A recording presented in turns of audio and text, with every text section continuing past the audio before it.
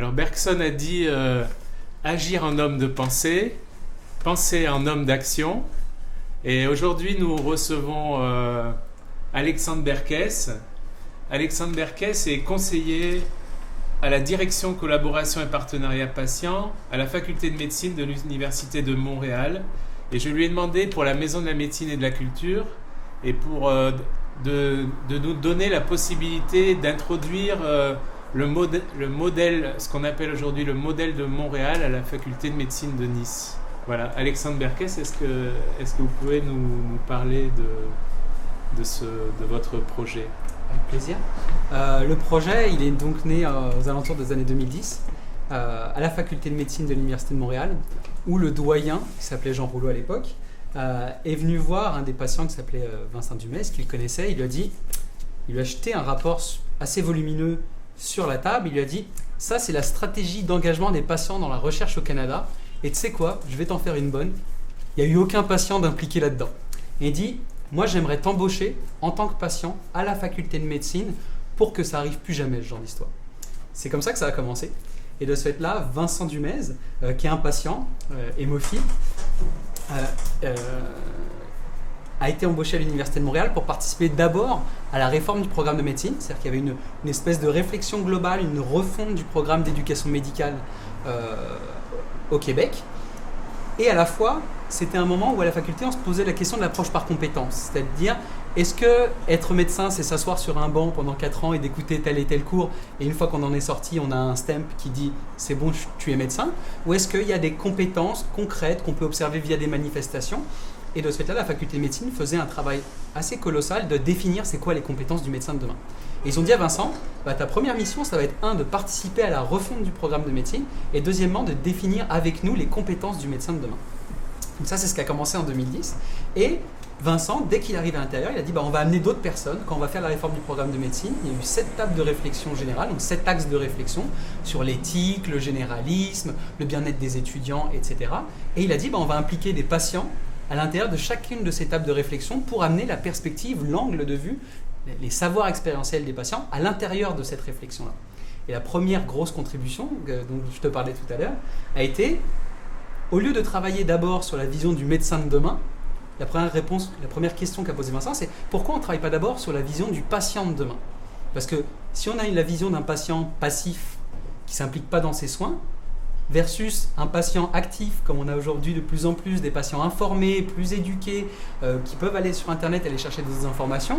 Si on a un patient qui est plus dans cette dynamique-là, est-ce qu'il ne faudrait pas former les professionnels de la santé de manière différente aussi? Donc la première implication, le premier impact d'avoir mis un patient dans une faculté de médecine, c'est de changer le regard entre est-ce qu'on part des besoins du milieu médical, c'est-à-dire un besoin à l'intérieur de la profession, ou est-ce qu'on part directement du besoin des patients et donc on forme les médecins en fonction des besoins populationnels en matière de santé. C'est comme ça que ça a commencé. Cette implication des patients de manière générale dans la gouvernance de la faculté de médecine, on a mis des patients sur le comité de programme, ils ont eu des postes de direction à l'intérieur de la faculté de médecine. Vincent est directeur de la collaboration et du partenariat avec le patient à l'intérieur de la faculté de médecine. Et de ce fait-là, on a pu, durant les 4 dernières années, se créer plusieurs opportunités de modifier la formation des médecins de demain et des médecins actuels qui viennent en formation continue à l'Université de Montréal. Donc tout à l'heure, on avait dit qu'on parlait de 4 initiatives qu'on a fait depuis. La première, c'était d'avoir aujourd'hui des patients qui participent à l'admission des étudiants en médecine. C'est-à-dire que dès l'entrée en médecine, les patients participent à la sélection des étudiants qui vont pouvoir rentrer à la faculté de médecine. Il reste que ce n'est pas juste les patients qui décident de ça, mais ils font partie du jury avec des médecins, avec d'autres professionnels de la santé, de quelles sont les compétences qu'on va leur... Quelque chose de l'ordre de l'empathie ça peut être, mais en fait, ils participent sur tous les points, comme tous. C'est-à-dire qu'on ne vient pas juger des connaissances médicales des étudiants encore à cette époque-là, mais est-ce qu'ils ont les comportements qui, à ce moment-là, sont propices au développement d'une relation de partenariat quand ils seront des professionnels de la santé? Est-ce que c'est des gens qui ont une certaine intelligence émotionnelle? Est-ce que c'est des gens, effectivement, qui sont capables d'avoir une relation d'empathie avec d'autres personnes, même avec leurs collègues? On ne travaille pas juste la relation. On sait que c'est bénéfique pour le patient que les professionnels de santé soient en bonne santé physique, psychologique, et qu'ils soient capables de collaborer avec leurs collègues, parce que ça fait des médecins qui seront capables de mieux collaborer aussi avec les patients. Donc ça, c'est la première chose. La deuxième qu'on avait dit, c'était la collaboration interprofessionnelle. Aujourd'hui, à l'Université de Montréal, les 13 disciplines de sciences de la santé, c'est-à-dire pharmacie, psychologie, sciences infirmières, médecine. Ils ont tous un cours obligatoire chaque année pendant 4 ans, qui est un cours de collaboration interprofessionnelle. Donc on les forme à être capables de travailler sur une vignette clinique, mais avec la perspective de l'ensemble des disciplines des sciences de la santé. Et ça forme 8000 étudiants par an. C'est-à-dire qu'il y a 8000 étudiants par an des sciences de la santé qui sont exposés à ce cours-là. Et ce cours-là est dirigé et co-enseigné par un professionnel de santé, qui peut être un médecin, une infirmière, etc., et un patient. Donc là déjà, ils doivent discuter de cette vignette clinique avec le patient, avec le professionnel de santé, pour voir comment on peut intégrer la perspective du patient dans la résolution d'une vignette clinique et dans la définition d'un plan de traitement.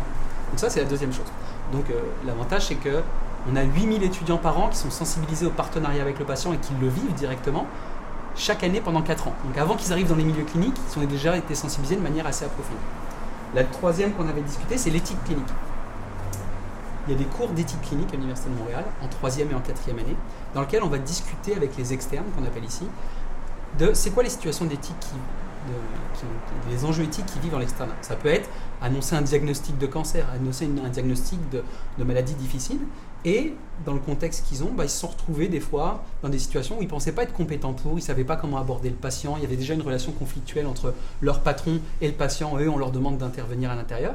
Et là, on leur a dit, peut-être que vous pourriez travailler ces questions-là avec des patients directement, qui vous aideraient à vous dire comment ils aimeraient être abordés dans ces situations-là, comment vous pourriez justement, vous, diminuer la tension que vous vivez en tant qu'externe et que le patient puisse être un partenaire avec vous de votre apprentissage et de cette relation de soins. Donc aujourd'hui, les cours d'éthique clinique à l'Université de Montréal sont donnés par des médecins et des patients. Ils sont donnés en co-enseignement aux étudiants en médecine. C'est environ 10 heures d'enseignement par an qui sont données en co-enseignement avec un médecin et un patient. On peut même imaginer déjà que ça puisse réduire la souffrance des professionnels de santé et que c'est déjà une prévention contre ce qu'on appelle aujourd'hui le burn-out. Bien sûr. En fait, un des impacts les plus importants qu'on a mesuré jusqu'à présent, parce qu'on a une équipe de recherche qui évalue l'impact de l'engagement avec des patients dans les soins et en général dans l'organisation des soins, c'est l'amélioration de la qualité de vie des professionnels de santé. Et parce qu'on est parti du postulat que beaucoup des comportements qui avaient des impacts négatifs sur les patients, des fois, partaient d'un mal-être du professionnel de la santé. Et on s'est dit, le meilleur moyen de créer les conditions pour un partenariat avec le patient, c'est que déjà, le professionnel de santé se sente bien et n'ait pas ces tensions issues de ces conflits éthiques. Et donc, on a dit, on va travailler ces conflits éthiques directement avec le patient pour créer une relation davantage harmonieuse pour ça. Et la dernière qu'on avait dit qu'on discuterait aussi aujourd'hui, c'était le mentorat. Ce qu'on a observé, c'est que les étudiants en médecine, c'est un programme relativement difficile, exigeant du point de vue académique, c'est exigeant du point de vue humain.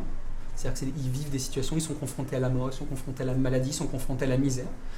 Et ils ne sont pas forcément outillés pour ça, les études médicales n'outillent pas nécessairement pour ça. C'est très académique, très biomédical, mais ils sont peu outillés personnellement pour faire face à ce genre de situations qui sont difficiles. Et quand on les a interrogés, ils nous ont dit moi, j'arrive ni à en parler avec mes collègues parce que je suis un peu en compétition avec eux, et j'en parle pas nécessairement avec des médecins en exercice parce que je les vois un peu comme mes patrons et j'ose pas leur dire mes faiblesses parce que pour eux, il y a une espèce d'idéal de la médecine qui on ne doit pas avouer ses faiblesses. Et donc, ils nous ont dit qu'ils se retrouvaient piégés à ne jamais pouvoir exprimer ces mal-être-là. Et on s'est dit, potentiellement, en fait, les patients pourraient être ceux avec qui vous discutez de ces enjeux-là parce qu'ils connaissent votre réalité, ils la vivent de l'autre côté de la médaille et en même temps, ils ne sont pas une menace pour vous.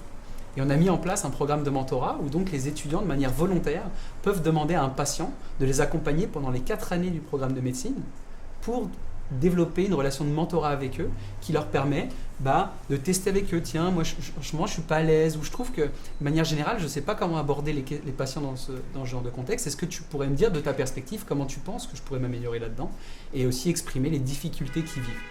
Donc ça, c'est à peu près les 4 initiatives les plus importantes qui se sont passées à la faculté de médecine et qu'on devait discuter ensemble aujourd'hui.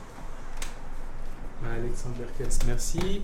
Voilà, donc il s'agit pour nous d'essayer d'établir un partenariat avec ce programme montréalais, avec notre but commun de mettre la personne, le sujet, la personne qui présente une maladie au centre de la relation de soins et du processus de soins.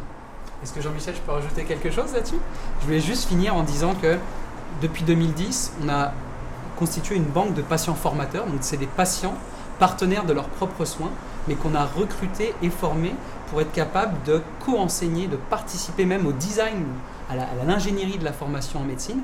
Et il y en a plus de 200 patients qui ont été recrutés, formés et coachés pour agir dans ce contexte-là. Donc ça a formé une force de frappe aussi qu'on a, qui permet aujourd'hui, dans une faculté de médecine, si vous commencez demain à Nice, commencez par un petit noyau comme on a fait, c'est-à-dire une dizaine, une douzaine de patients, faire des premiers projets pilotes de manière très raisonnable, pas commencer à déployer ça partout avec 300 patients, etc. Une dizaine, une douzaine, on essaie sur des projets pilotes très restreints, on voit si ça fonctionne ou pas, si ça fonctionne pas, on ajuste et après on déploie. Nous, on a commencé avec une vingtaine de patients au début. Aujourd'hui, on est rendu à plus de 200 patients mobilisés par an pour participer à ça. Alexandre Berkes, merci. Merci à vous. Bon, excellent, hein? Super, je suis vraiment content. J'espère qu'il va se passer quelque chose avec ça.